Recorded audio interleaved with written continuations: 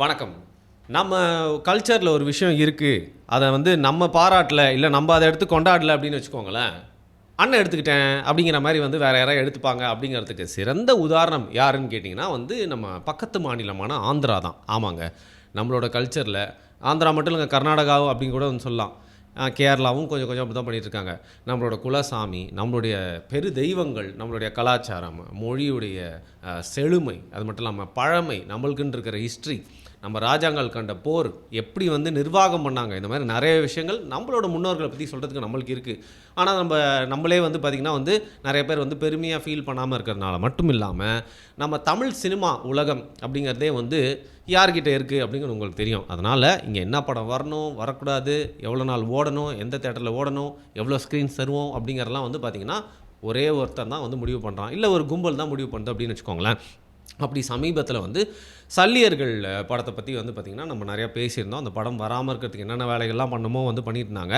ஆனால் வெளிநாட்டில் வாழ்கிற நம்ம தமிழர்கள்லாம் தேட்டரில் போய்ட்டு சும்மா குமிஞ்சு உட்காந்து ஹவுஸ்ஃபுல்லாக பார்த்தது அப்படிங்கிறது ஒரு சைட் சந்தோஷம்னா, இன்னொரு பக்கம் ஓடிடி தளத்தில் வந்து அந்த தளமே ஸ்தம்பிக்கும் லெவலுக்கு எல்லாருமே போய்ட்டு சல்லியர்கள் படத்தில் பார்த்த மட்டும் இல்லாமல் ஐஎம்டிபியில் ரேட்டிங் போட்டு நிறையா ரிவ்யூஸ் வந்து எழுதியிருக்கீங்க. சூப்பர்யா, நீங்கள் ஒரு விஷயம் எல்லாருமே சேர்ந்து பண்ணணும் அப்படின்னு நினச்சிங்கன்னா கலக்கிடுவீங்க அப்படிங்கிறதுக்கு இது ஒரு உதாரணம்.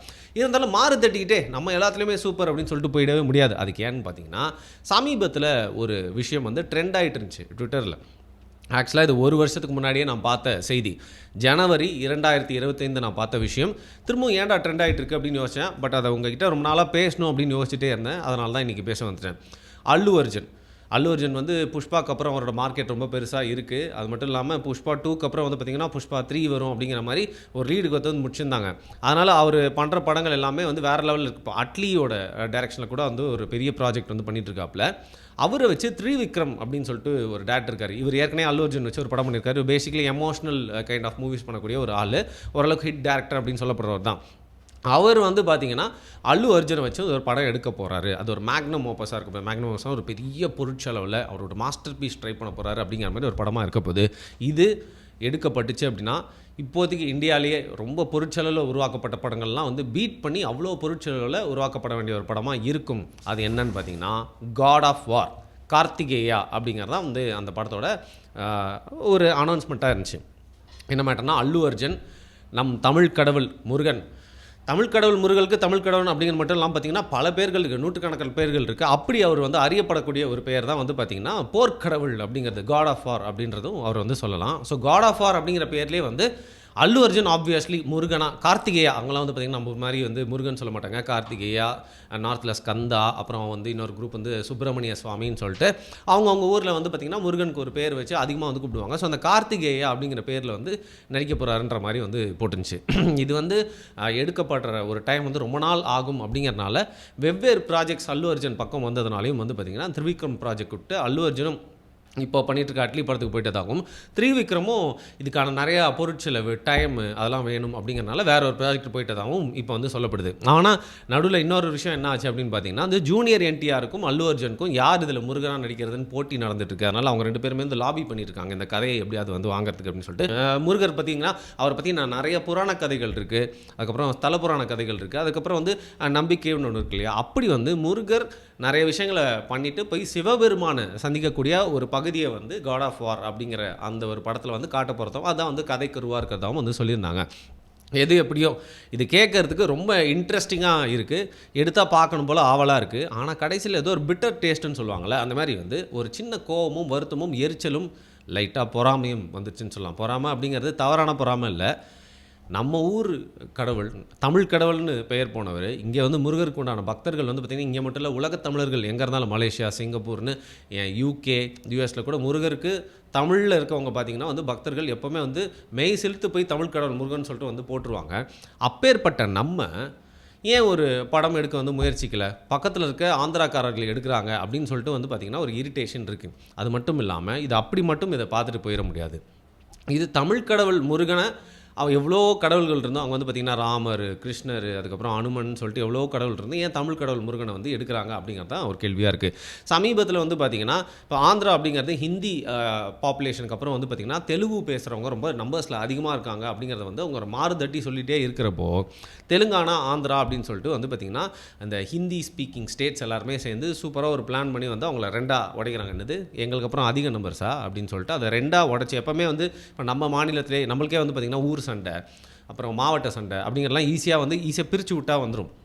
வட்டார வழக்கு அப்படி இருக்கப்போ ஒரே மாநிலமாக இருந்தாலும் சில டீமாக பிரிச்சுட்டா வந்து பார்த்திங்கன்னா டக்குன்னு ஒரு போட்டி மாநிலம் வந்துடும்ல. அப்படி தான் வந்து ஒரே மொழி பேசக்கூடிய மக்களாக இருக்கிறாங்க இல்லையா, அந்த ஆந்திரா ஒருங்கிணைந்த ஆந்திராவாக இருந்ததை ரெண்டாக உடச்சி இப்போ தெலுங்கானா, ஆந்திரான்னு சொல்லிட்டு ஒரு போட்டியை உருவாக்குனது மட்டும் இல்லாமல் இன்றைக்கி வந்து பார்த்திங்கன்னா ஆந்திர பிரதேஷில் புதுசாக ஒரு கேபிட்டல் சிட்டியும் வந்து கட்டிகிட்டு இருக்காங்க. இப்படி வந்து போயிடுச்சு.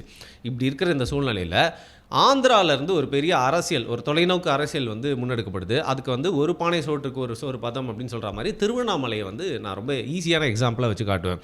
இப்போது நம்ம தமிழ்நாட்டில் வடபகுதிகளில் குறிப்பாக சென்னையிலேருந்து எடுத்துக்கிட்டிங்க அப்படின்னா தமிழ்நாடு முழுக்க வந்து தெலுங்கு பேசுகிற மக்கள் வாழ்ந்தாலும் ஆந்திராவுக்கு பக்கத்துலேயே இருக்கிறதுனால வந்து இந்த திருவண்ணாமலை, சென்னை வரைக்கும் வந்து முழுக்க தெலுங்கு பேசுகிறவங்களோட ஆதிக்கம் ரொம்ப அதிகமாக இருக்குது. நம்மளுக்கு ஏற்கனவே ஒரு ஸ்டேட் வேறு உடஞ்சி போச்சு. அப்போது நம்ம அப்படியே கொஞ்சம் எக்ஸ்டெண்ட் பண்ணி வட தமிழ்நாட்டிலேருந்து ஏன் நம்மளை கொஞ்சம் எடுத்து ஒரு ஆந்திரா கூட அனெக்ஸ் பண்ணிக்கக்கூடாது. நான் கேட்குறது சொல்கிறது எல்லாமே வந்து பார்த்திங்கன்னா உங்களுக்கு வந்து ஒரு ரொம்ப ஜோக்காக தெரியலாம். பட் இது வந்து பார்த்திங்கன்னா ஒரு தொலைநோக்கு பார்வையாக ஒரு அரசியல் பிளானாக வச்சு இதை வந்து பண்ணிகிட்ருக்காங்க. இதற்கு துணை போகிறதுக்கு பிஜேபியும் வந்து ரெடியாக இருக்குது. அப்படிங்கிறதுனால ஆந்திராவில் குறிப்பிட்ட சில அரசியல்வாதிகள் மட்டும் இல்லாமல் ஒரு குடும்பம் இதை எப்படியாவது வந்து செயல்படுத்தி காட்டிடணும் அப்படின்னு முடிவு பண்ணுறாங்க. அது யாருன்னு பார்த்தீங்கன்னா சிரஞ்சீவி குடும்பம். ஒரு பக்கம் வந்து சந்திரபாபு நாயுடு இதுக்கு வந்து ஒத்துழைப்பார், அவருக்கும் இந்த ஒரு ஆசை இருக்குது அப்படின்னு சொன்னாலும் வந்து பார்த்திங்கன்னா சென்னை மேலே என்றைக்குமே வந்து ஆந்திர மக்களுக்கு, அதாவது ஆந்திராவுக்கு ஒரு ஆசை இருந்திருக்கு அப்படின்னே சொல்லலாம். அப்படி இருக்கிறப்போ கொஞ்சம் எக்ஸ்டெண்டட் ஆந்திராவாக வட தமிழகத்தை வந்து பார்த்திங்கன்னா மாநிலத்தை மூணாக வந்து ஒரு காலகட்டத்தில் உடைப்பாங்க. அப்போ அப்படியே இங்கே நிறையா தெலுங்கு ஸ்பீக்கிங் பீப்புள் இருக்கிறனால அனெக்ஸ் பண்ணிக்கலாம். இந்த பரந்தூர் கிட்ட வந்து ஏர்போர்ட் வரதுக்கான முக்கியமான ரீசனும் வந்து பார்த்திங்கன்னா வந்து ஆந்திராக்காரங்களுக்கு ரொம்ப ஹெல்ப்ஃபுல்லாக இருக்கும் அப்படிங்கிற மாதிரி வந்து பார்த்திங்கன்னா நிறைய விஷயங்கள் இந்த தியரியாக இருந்ததை ரொம்ப ப்ரூவ் பண்ணுற மாதிரி வந்து பார்த்திங்கன்னா அடிக்கடி இங்கே வந்து அரசியல் விசிட்டு ஒருத்தர் வந்து போட்டு போவார். அவர் யாருன்னு உங்களுக்கு தெரியும், ஆந்திராவின் துணை முதல்வராக இருக்கக்கூடிய பவன் கல்யாண். இங்கே கோவில் பிரச்சனைனா உடனே வந்து அந்த கோவிலுக்கு வந்துடுவார். வேற ஒரு கோயிலில் பார்த்திங்கன்னா 2 நம்பிக்கைக்கும் ஏதாவது பிரச்சனை ஆயிடுச்சுன்னா இவர் வந்து அதுக்கு நியாயம் கேட்டு வந்து பெரிய பக்கமாக போஸ்ட் போடுவார். சார், உங்களுக்கு தான் உங்கள் ஊரில் துணை முதல்வர்னு ஒரு பதவி கொடுத்துருக்காங்க, நீங்கள் வந்து சினிமா ஹீரோ வேறு, அங்கே நடிச்சுட்டு போங்க. அதாவது அரசியல்வாதியாக மட்டும் நடிகராகவும் நடிச்சுட்டு போங்க. எதுக்கு எங்கள் பிரச்சனைக்கு வரீங்க? எங்கள் பிரச்சனையை வந்து நாங்களே பார்த்துப்போம் சார். ரொம்ப ரெஸ்பெக்ட்ஃபுல்லாக தான் சொல்கிறோம். மற்றபடி நீங்கள் வாங்க, உங்களுக்கு எல்லா உரிமையும் இருக்குது, வழிபட்டு போங்க, எங்கள் ஊர் அரசியலில் தலையிடாதீங்க அப்படின்னு சொல்லிட்டு இங்கே இருக்க தமிழ் தேசியவாதிகள்லாம் வந்து பார்த்திங்கன்னா சொர்ண இருக்கிற தமிழ் தேசியவாதிகள் இந்த அரசியல் சூழ்ச்சியை புரிஞ்சு கொண்டு வந்து பவன் கல்யாணை வந்து வார்ன் பண்ணாங்க. அது வந்து என்னன்னு பார்த்தீங்கன்னா வரக்கூடிய தேர்தலில் பவன் கல்யாணம் வச்சு முடிஞ்ச அளவுக்கு வந்து பிரச்சாரம் பண்ணால் கன்சால்டேட் பண்ணி வந்து பாஜக கூட்டணிக்கு அந்த வாக்குகள்லாம் வந்து வாங்கிடலாம். அப்போ வந்து திமுகவுக்கு வந்து ஒரு பெரிய அடியாக இருக்கும் அப்படிங்கிற மாதிரி ஒரு பிளான் வந்து போயிட்டுருக்கு. இந்த சூழ்நிலையில் தான் வந்து பார்த்திங்கன்னா ரொம்ப பிளான் பண்ணி தமிழ் அடையாளங்கள், தமிழ் பெருமைகள், அதில் முக்கியமான ஒன்றான வந்து பார்த்திங்கன்னா தமிழ் கடவுள் முருகனை வச்சு ஒரு படம் எடுத்துட்டாங்க அப்படின்னா வந்து பார்த்திங்கன்னா சினிமா வச்சு ஈஸியாக வந்து நீங்கள் ஒரு விஷயத்தை வந்து மடைமாற்றிடலாம், நம்ப வச்சிடலாம். அது மட்டும் இல்லாமல் ஒரு பெரிய நேரேஷனை காலத்துக்கும் செட் பண்ணிடலாம். அப்படிங்கிற பட்சத்தில் இன்றைக்கி தமிழ் கடவுள் முருகன் சொல்லிட்டு இருக்கோம்ல, அந்த முருகனும் எங்களது அப்படின்னு சொந்தம் கொண்டாட நம்ம வரலாற்று ஆய்வாளர் மன்னன் எப்போன்னு சொல்லுவார், ராமர் எனதில்லை, மகாபாரதம் எனதில்லை, ராமாயணம் எனதில்லைன்னு சொல்லிட்டு ராவணன் எனதில்லை. நம்ம வந்து இங்கே இருக்கக்கூடிய திராவிட அரசியல்னால முழுக்க எல்லாத்தையும் தள்ளி வச்சுட்டே இருந்தோன்னா அப்படியா? எனக்கு வந்து ஏதோ ஒரு கல்ச்சர்னு ஒன்று இருக்குது, ஆனால் உங்கள் அளவுக்கு இல்லை, உங்களுக்கு அடையாளம் இல்லை, தொன்மை இல்லை, அதனால் நீங்கள் கீழே போட்டதை அண்ணன் எடுத்துக்கிறேன் அப்படிங்கிற மாதிரி வந்து பார்த்திங்கன்னா எல்லாருமே ஒரு விஷயத்துக்கும் வந்து உரிமை கொண்டாட ஆரம்பிச்சிடறான். கடைசியில் நம்மளது எல்லாமே அவங்களது ஆயிரும், நம்ம கீழே போட்டுட்டோம் அப்படிங்கிறதுனால. அதே மாதிரி தான் வந்து பார்த்திங்கன்னா இன்றைக்கி நம்ம கொண்டாட தவற, அதாவது ஒரு தமிழ் கடவுள் அப்படின்னு சொன்னால் வந்து பார்த்திங்கன்னா தமிழ் மக்கள் தானே அவங்களுக்கு ஒரு பெரிய பக்தர்களாக இருக்கணும். அப்படி இருக்கிறப்போ யாரோ எவ்வளோ படங்கள் ராமாயணம்லாம் எடுக்கிறாங்க. தமிழ் கடவுள் முருகனை வச்சு ரீசெண்ட் டைம்ஸில் வந்து இன்றைக்கி மாடர்ன் டேஸில் ஏன் வந்து ஒரு படம் எடுக்கிற யாருமே முன்னெடுப்பு கூட இல்லை அப்படிங்கிற மாதிரி ஒரு கேள்விகள் எழுறப்போ நம்மளோட அடையாளத்தை கொண்டாட தவறுறப்போ பக்கத்து மாநிலத்துக்காரன் அதை எடுத்து அவனோட அடையாளமாக மாற்றிப்பான். அப்படிங்கிறதான் வந்து பார்த்திங்கன்னா இந்த காட் ஆஃப் வார் அப்படிங்கிற படம் ஒரு வேளை நடந்தா அப்படிங்கிற மாதிரி என்னோடய பார்வை வந்து இருக்குது. இது ரொம்ப சீரியஸாக அவங்க வந்து முன்னெடுத்ததாக சொல்லப்படுது. அதுக்கப்புறம் இப்போ கிடப்பில் போட்டாலும் வெகு சீக்கிரமே ஃப்யூச்சரில் இந்த ப்ராஜெக்டை திருப்பியும் தூசு தட்டி வந்து இதை ஆக்டிவேட் பண்ணுவாங்க. மெயினாக வந்து அட்லி ப்ராஜெக்ட் முடிச்சதுக்கப்புறமா அல்லு அர்ஜுன் கிட்ட திருப்பியும் இது ப்ரொப்போஸ் பண்ணப்படலாம் அப்படிங்கிற மாதிரி டோலிவுட் வட்டாரத்தில் வந்து பேசிகிட்டு இருக்காங்க. ஏது எப்படியோங்க, நம்ம தமிழ் சினிமா வந்து பார்த்திங்கன்னா ரொம்ப கேவலமான ஒரு நிலையில் இருக்குது. நண்பர் பாரி ஒரு ட்வீட் போட்டிருந்தார், பார்த்தோன்னா ரொம்ப சிரிப்பாகவும் இருந்துச்சு. பட் திருப்பி சொன்ன மாதிரி பெட்டர் ட்ரூத் தான்.